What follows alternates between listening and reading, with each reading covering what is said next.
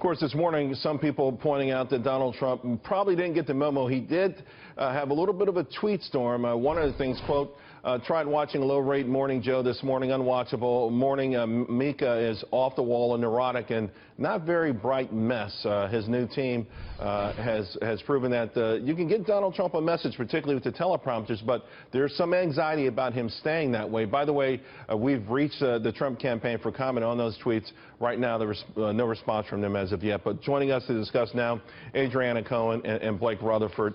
Adriana, listen, a lot of the mainstream media pointing out early this morning the name calling and the sort of tweeting at Morning Joe, which it seems like he's got a love-hate relationship with. But is this the sort of thing that can sort of overshadow all the good work that Donald Trump put in last week?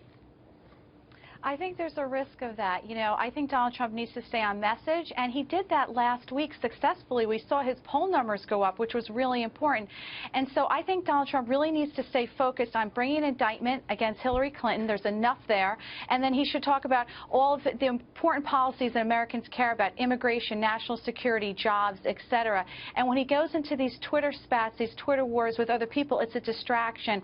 That being said, you know, Donald Trump is a counterpuncher. When people attack him, they insult him, it's hard for him to stand idly by and just take it, especially when it's false.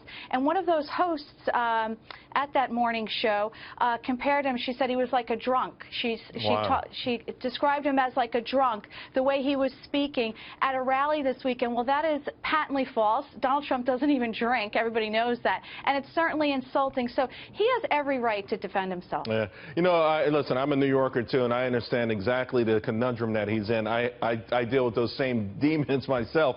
You know, Blake, I got to tell you something. As a Democratic strategist, you guys must be thrilled that the media has a way of thrusting something like a tweet storm and having it level off or even push aside something like 15,000 emails from Hillary Clinton. Certainly they're not on the same scale, but for whatever reason, whenever Donald Trump has any sort of gaffe or miscue, that becomes headline news. Donald Trump is the most undisciplined nominee in the history of presidential politics. He simply can't get out of his own way because he's obsessed with Twitter. He spends all morning tweeting and not focused on issues in this campaign, issues that would differentiate him from Hillary Clinton.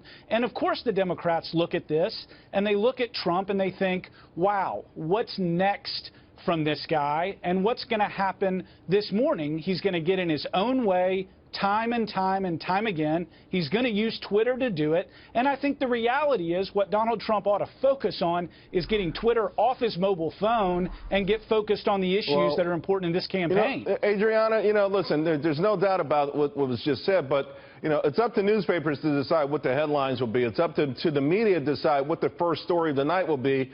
And it's always interesting to me when one of these flubs is more important than something that threatens national security.